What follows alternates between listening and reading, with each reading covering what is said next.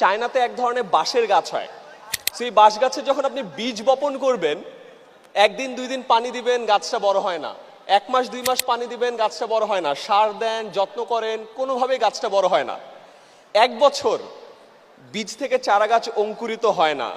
2 বছর, 3 বছর, 4 বছর পর ফাইনালি ওই বীজ থেকে অঙ্কুরিত হয়ে চারা গাছটা মাটির উপরে ওঠে এবং এরপরে মাত্র 4 সপ্তাহে চারা গাছটা 90 ফুট লম্বা বাঁশের গাছ হয়। কয় ফুট? 90 ফুট।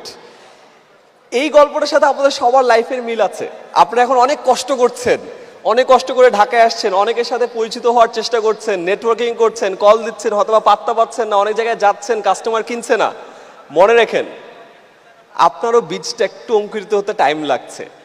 ওই যে 4 বছর একবার করে একবার যখন ওখান থেকে বের হবেন, 4 সপ্তাহে 90 ফুট এই স্টেডিয়াম পার হয়ে যাবেন। ঠিক এখানে একটা মজার বিষয় আছে, তখন ওই চারা গাছটা দেখে বাকি মানুষ কিন্তু বলে যে আরে মাত্র 4 সপ্তাহে চারা গাছটা 90 ফিট লম্বা হয়েছে। আসলে কি 4 সপ্তাহে 90 ফিট লম্বা হয়েছিল? 4 বছর 4 সপ্তাহে 90 ফুট লম্বা হয়েছিল।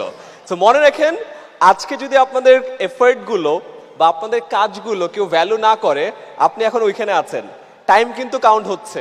যখন একবারে ওখানে একদম ওই ছাদ ফেরে যখন বের হয়ে যাবেন, তখন মানুষ আপনাকে বলবে যে আরে আঙ্গুল ফুলে কলা গাছ না, হঠাৎ করে বড়লোক হয়েছে। তখন তাদেরকে মনে করায় দেন যে না ভাই, 4 বছর আগে ইকবাল বাহার ভাইয়ের এই মহাসমারোহেতে ছিলাম, অনেকজনের সাথে কথা বলেছি, ফোন নাম্বার নিয়েছি, কল করেছি, তারপরে আরো 4 বছর পরে এই জায়গায় এসেছি। বুঝতে পেরেছি ব্যাপারটা? Very good.